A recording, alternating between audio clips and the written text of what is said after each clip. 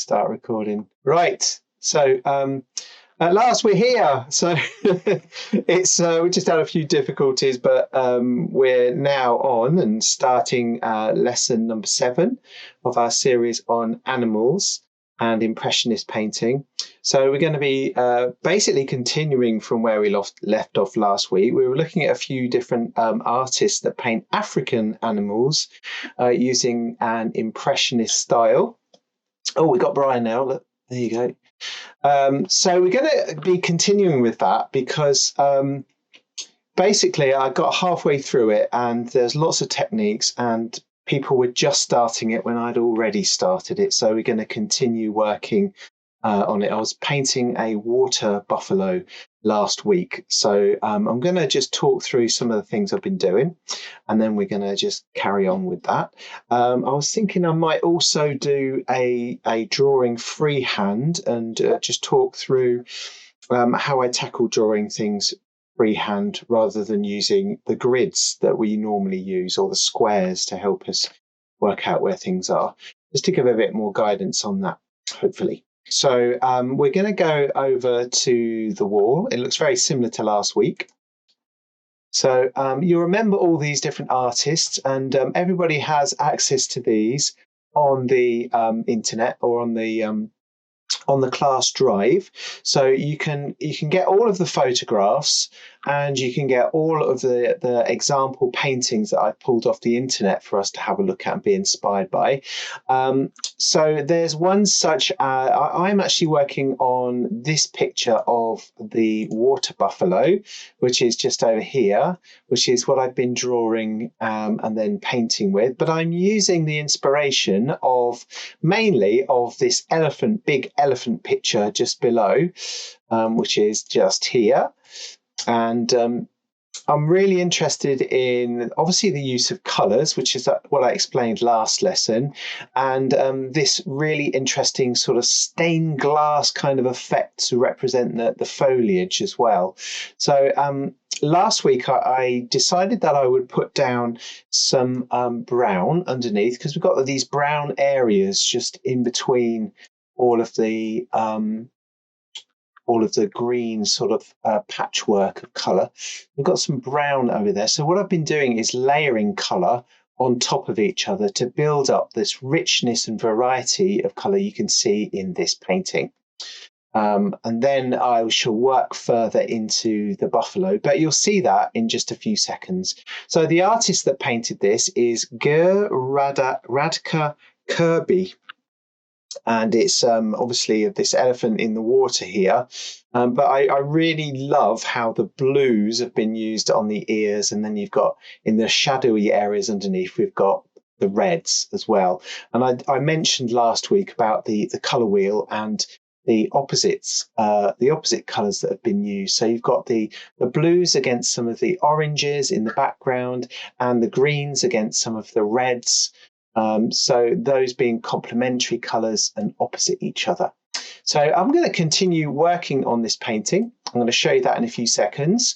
And then we are just over on the other side there, I've got a painting by Dmitry Serenko, who does a slightly different style of painting, but equally as inspirational and interesting as the others.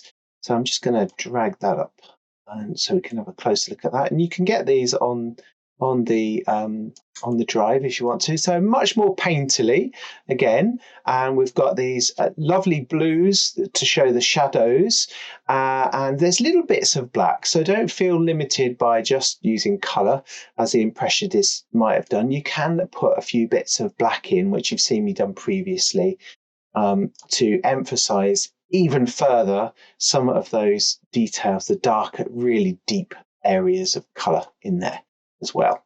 Okay, so with this painting in particular, we've got oranges and blues. So if you look at the colour wheel over here, you can see oranges and blues working against each other to create contrast and a really beautiful contemporary feel to this painting. Okay, and then lots of detail in the middle and much softer marks in the background. So another really inspiring artist for us to look at. Okay, so the idea of today's work and last week's work is to choose a picture that you would like to draw from. So I've obviously, as I said, chosen this, and then look at one of the artists that we've been working with to create your own version, if you like, of that artist's style. So we're looking at particularly at technique at the moment, as opposed to just composition. All right, so let's go over and hopefully I've got my camera on. I can't remember if I've got it on or not, but let's go and have a look. Yes, I've got my camera on. So you'll remember this picture here that I had a little while ago. That I did a little while ago in the stag's head, and you'll remember that I started out using some blues and so forth, and that was basically to start to map out where all of the shadows and so forth are in this picture, before then working back over the top, layering to create much more contrast in the image, and then obviously emphasizing some areas using the Notan pictures that we made before. And then the background was much more busy than this, but I've simplified it using these arced mark making techniques. And then we move forward, looking again at color with this elephant, and using a mixture of acrylic and color pencils combined to create this. When we use things like the this embossing tool to draw lines and then shade over the top. I'm going to use that again a little bit today on this this Buffalo. So I'm just going to see if I can, because it's a little bit out of proportion here. So let's just see if I can change the shape of it a little bit. Sometimes the camera moves it slightly. Let's see if I can. There we go. There. That's better. That's more in line with what we've actually got in front of us here. So again, I've used watered down acrylic paint on this piece. And so that helped me to map out the tones and shadows of the picture, but without overly committing myself. Without overly committing myself to the deeper shadows at that point, and enabling myself to make a few mistakes along the way, so that then I can emphasize things a little bit more clearly. And you'll remember last week I gradually layered the colors one over the top of each other to build this up. So starting with blue, adding some purples, and then using some browns, almost like you're using watercolour. But at this stage, I'm mapping out the tones and shadows of this water buffalo, and then I'm going to build back into the top, much like our elephant over here as well. So just get rid of that. With the elephant, we can see lots of layering of those techniques that I've just been talking about. So we're going to continue with that a little bit today. Just over here, you can see similarities with what I'm doing. I zoom right in, focus. You can see there's lots of different layers of mark making or layers of color going into this. But you'll see me working on it shortly. And then I'm going to work back into the Buffalo a little bit more to thicken up the paint, and perhaps even use a palette knife as well. Working from this artist and trying out these techniques here. Okay, right. So I trust that everybody's getting on with what they're doing already. I'd definitely like to have a look and see how you're getting on with it, and then I can give you a little bit of help if you need it. What I'll do first, though, while you're working away there, is I did really want to show how I map out drawing something in freehand just to give you an idea of how to tackle that should you want to do more of it in the future. So one of the things I do when I draw as well, I find helps is if you stand up. So I'm going to switch off my camera of me. They won't have to look at me anymore. It'll be nice for you. And then I'm going to make sure I'm focused.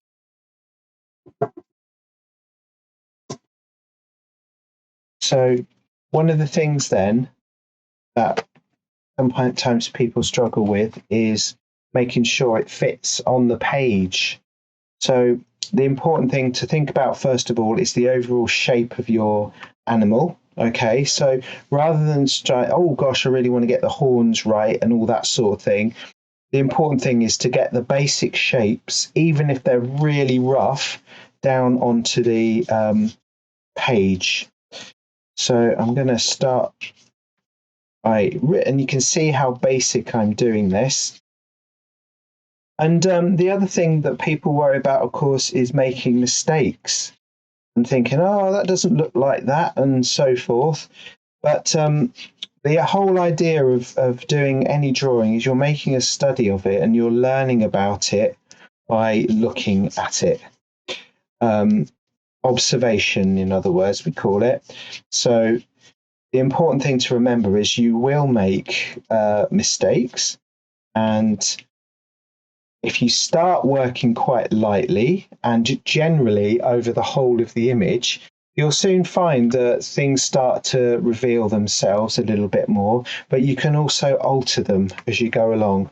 So look, I've done this shape here, and it's just literally like a big sort of, I don't know what shape, but it's asymmetrical, which means it's not a symmetrical shape as such.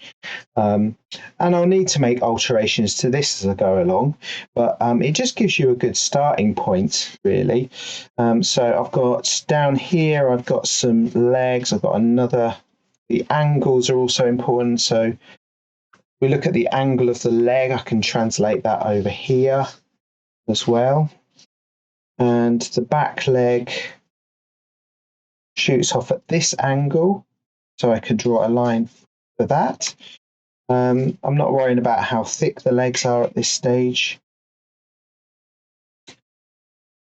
Or even if I'm particularly spot on or accurate or anything like that, I'm just giving myself a chance to look at the overall image that I'm drawing or subject that I'm drawing from. So I've got a basic idea of the angles of the legs, the bulk of the body, and then probably at this stage, what I would do is take some measurements. So you can do this with just your pencil, and let's just zoom in a little bit there. Focus that in. So you can do things like this. So if I take a measurement from the top of my pencil to the other side of the water buffalo's horns, so from that side of the horns to that side of the horns, I take a measurement there and then move across, I can see that his horns are really wide in comparison to the body on this because of the angle he's standing at and so forth. So it's sort of like two-thirds to the edge of the picture and slightly less than that. So you could take my measurement of my horns there, move it across and take a third down, and we've kind of got quite an accurate picture, but that's quite a big measurement on the horn. So I could say, right, I'm going to use, to work out how tall my buffalo is, I'm going to take a measurement from his mouth, bottom of his mouth to the top of his head, like that, and I'm going to see how many of those fit in below down to the bottom of his leg. So here we go, 1, 2, and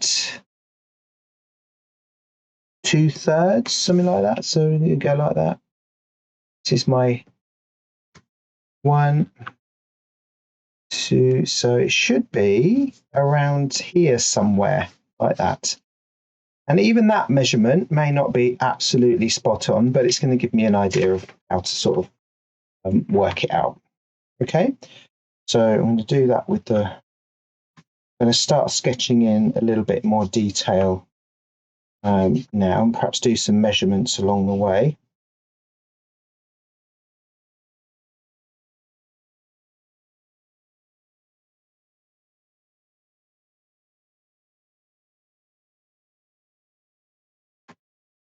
So the edge of the horns,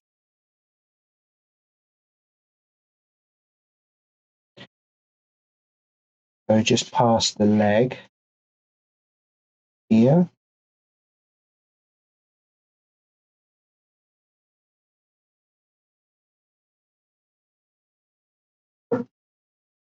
There's an angle going down here on the floor.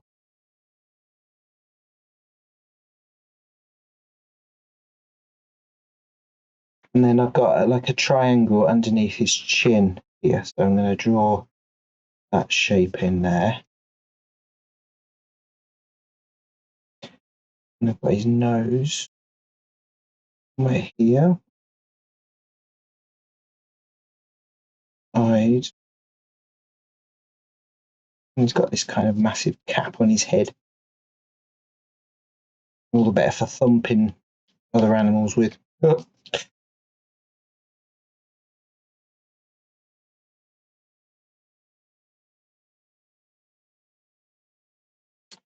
So the bottom of his ears sort of comes level with his nose just there. So make sure they're down far enough. It's all about looking at the angles and the distances between one thing and another. So it's called comparative drawing.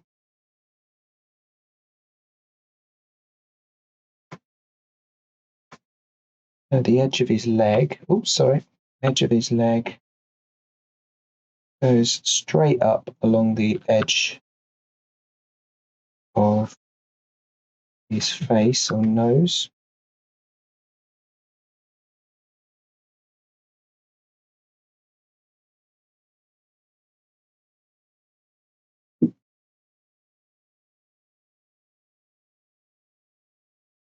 And the other thing that sometimes happens when you're drawing is you're pretty intent on looking at things and you don't notice that something's not quite right until a bit later on. So drawing it lightly and taking your time to measure things against each other and look at the picture constantly is really important. So as I'm drawing this, I'm looking from my picture back to my photograph, from my picture back to my photograph constantly. So you're not kind of making anything up. It's all coming straight from observation, from looking. So here I can see on his back there's a little bit of an angle going just past the ear. So I can put that angle in and I can work out where that joins onto the leg.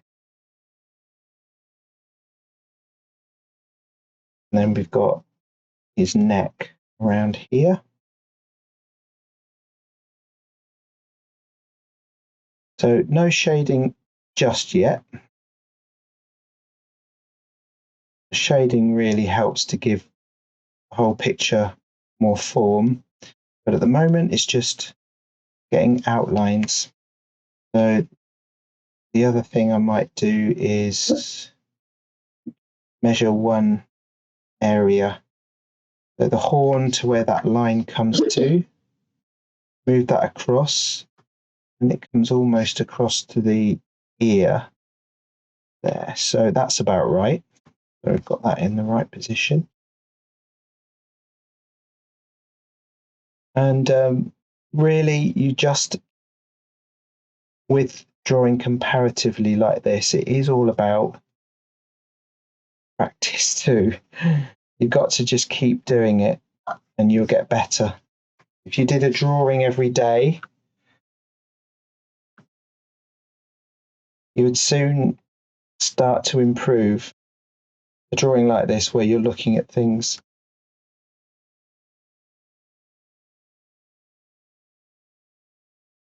I just adjusted the position of the eye there.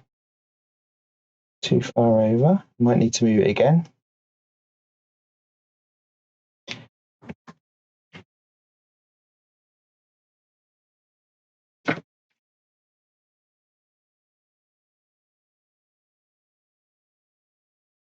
Sometimes you can get so involved with drawing something, it just starts to, what you call, flow.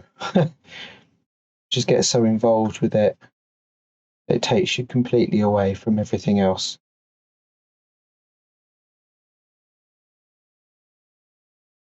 Which is why I think people like doing art, for another reason anyway.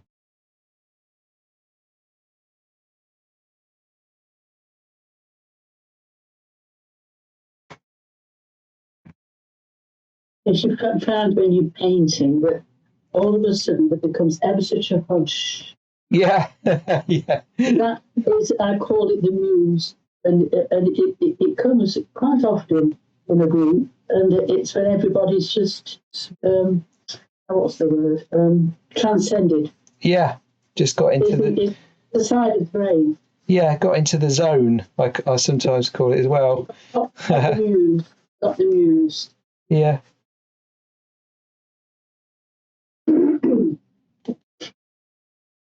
I've got a perfume stick in here and it's getting in my throat. Just have to move it. A room smeller thing, you know what I mean, with sticks in it. Oh, what a smelly candle. No, it's not a candle. It's like sticks in a diffuser. Oh, right. So if you know what I mean. Oh. Don't know where I'm going with this. Never mind. Right.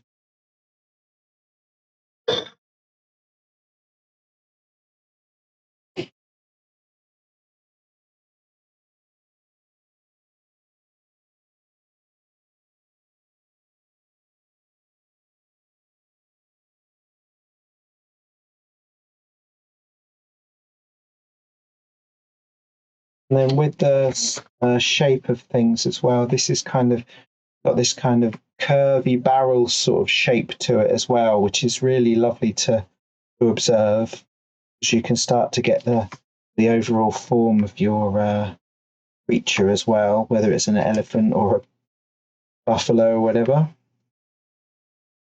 There's some nice lines on the photo that show you the curves going around the shape of his body, which is what I've used in the painting as well. The other side.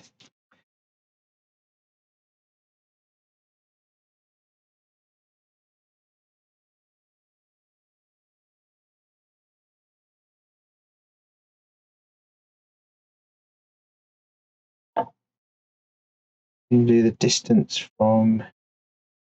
in between those legs, almost the same as the distance between two front legs.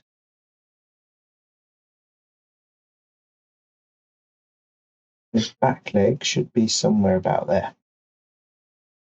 The distance between his actual leg paired with the elbow inside, about like that, which would work out quite well.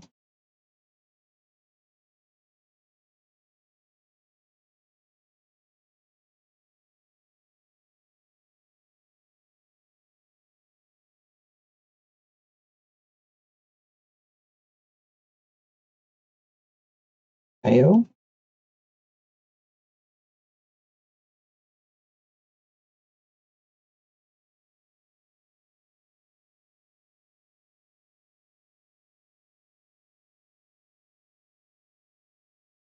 Yeah, did Camille say she was going to be away for a few weeks then? Or it was just half term? I think she was just going for half term, wasn't she? But she didn't say if she'd be back or not. No.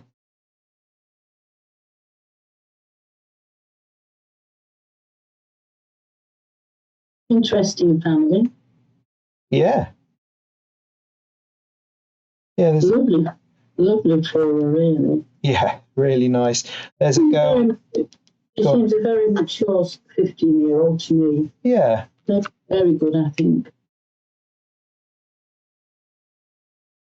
This horn needs to be a bit lower. Come up a bit high there. Yeah, there's a girl in, I think there's a lot of kids like that these days where they've got a family abroad. There's a student in one of my photography groups, and she's off to Poland for the weekend. Right. Yeah. You do photography as well, do you? Yeah, yeah. I was doing that today, teaching photography. So I've got the overall shape of it now. There would be adjustments and things to it.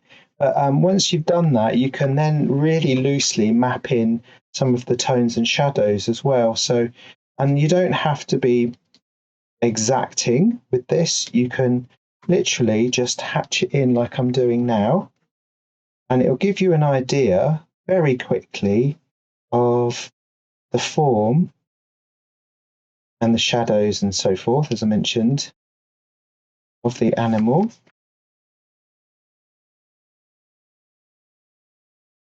Drawing like this, you know, you start off and you think, oh gosh, it's doesn't look right and all this sort of stuff, but it's having a little bit of and this is again something that grows, a bit of confidence that you keep going, which is what I always go on about, is keeping going, then it'll start to develop a little bit more. So this is about looking at the positive and negative shapes within the picture. So just like on the picture that I put up earlier, this one, you can see where the dark tones and the shadows are within this image, which I turned into a no-tan, didn't I? Or not a no-tan, but just a really high contrast black and white picture. You can see very clearly where the tones and shadows are in there. If you remember, I did this on my phone last week to show you how to do it. But that kind of photograph and detail is what you can take from here as well. And that will help you to see the overall shapes as far as form of your picture goes. All of that said, you can do a drawing which gives you all of those shapes quite quickly. Well, a little not quite as quick as this maybe, but depending on how you're drawing. But if you use the grid, that's just another way to ensure that you're getting your shapes right.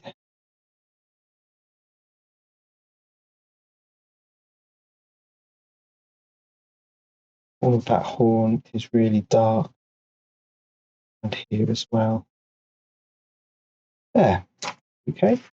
So not absolutely perfect, but still gives you an idea how to do comparative kind of drawing. All right. And there's the other one. I still keep folding it into the shape. It makes it a bit rigid, but I can't draw very well. But as you say, you need to practice. Yeah, like some people I've seen online will do something like they will do a drawing a day, you know, for a year or something like that. It doesn't have to be really intense or anything, but if you just keep doing it, you start to notice things, and those things stay with you. A bit like riding a bike, you know. You can get rusty, but if you keep going, you'll start to really be able to see things much more clearly and understand the relationships between the shapes and stuff like that. And it gets really interesting then. A number of years ago, I decided to go out drawing every Saturday for 2 or 3 hours. And I just went out drawing the river, the trees, animals that I saw, all that sort of thing. And you start to start to see things slightly differently, and it comes through in the way you draw as well.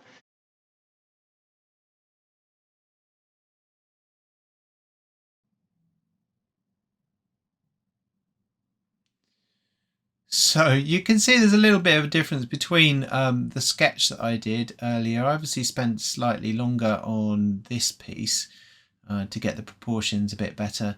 But the idea of the drawing I just did was to show you a little bit of how to tackle drawing something 3D. Not in 3D, on 2D paper.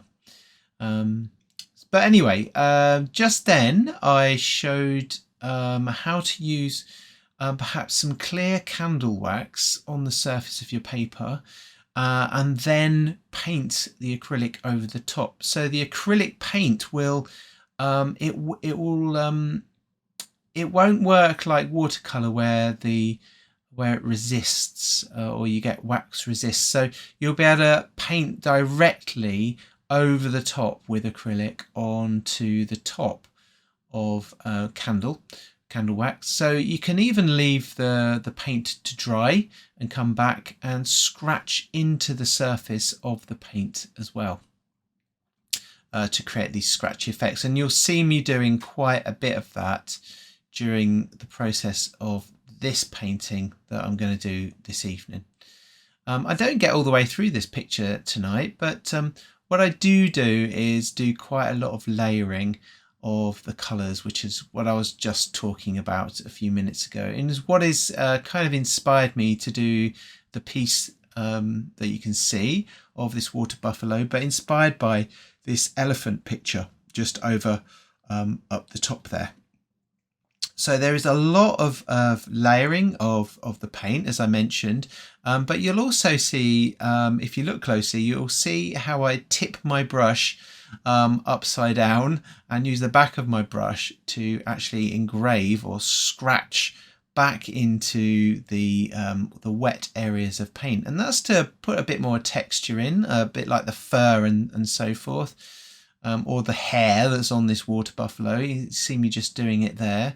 And it kind of gets you in touch with the paint in an even more intimate way, scratching back into it. So it can be quite satisfying and quite playful as well. And I think it's important to be really playful with the way that you use paint, because it allows you that sense of freedom and enjoyment of using it. So do try a little bit of scratching with the back of your paintbrush, or indeed with one of those tools I had out earlier, which is like an engraving tool just there. So I keep looking at the image as I'm working, constantly looking, just like I talked about with the drawing earlier on, but I'm going back over areas and noticing things that perhaps I wouldn't have noticed before. And I'm still using the paint. The paint gets a bit thicker as I progress, but it still has in many cases a transparent or translucent quality to it, which allows you to see the paint colours underneath where you've just painted.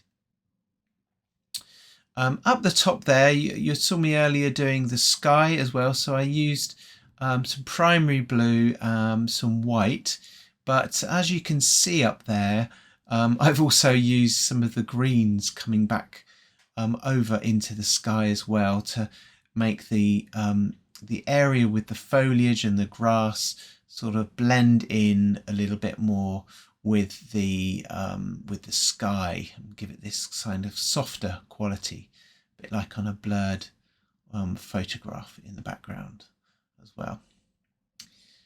Here I'm just looking generally over the whole of this water buffalo's front legs, and then a bit later on I start to build in some stronger highlights to bring the shape of the body forward, as you can see on the little black and white image down the bottom.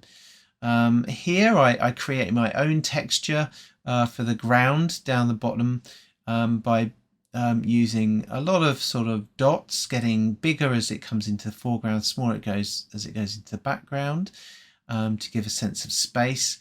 In a little bit, I also add some blue shadows along the sides of those stony sorts of marks along there as well. But one of the nice things that we talked about while I was painting was the fact that you could get a sense of the light hitting the side of the water buffalo's head as well, and that's using contrast, lighter areas of colour and darker areas of colour to really pick out that light as it hits the side of his head as well. So it's been really good fun to sort of be quite playful with the paint, and looking at the techniques of this artist's work has really allowed me to sort of loosen up with the paint, even though this is strong structure, and just sort of be a little bit more experimental with what I'm doing. So and going back to the scratching back, you'll be able to see when I put in a little bit of white. I don't know if I do that on the video now actually. Oh, there you go, there's a bit of white there, and then I turn the brush over and scratch it away, and it makes it slightly lighter, which means I can go back in and add some more white to really boost that contrast. Anyway, I hope you enjoyed tonight. Have a good one, and I'll see you soon.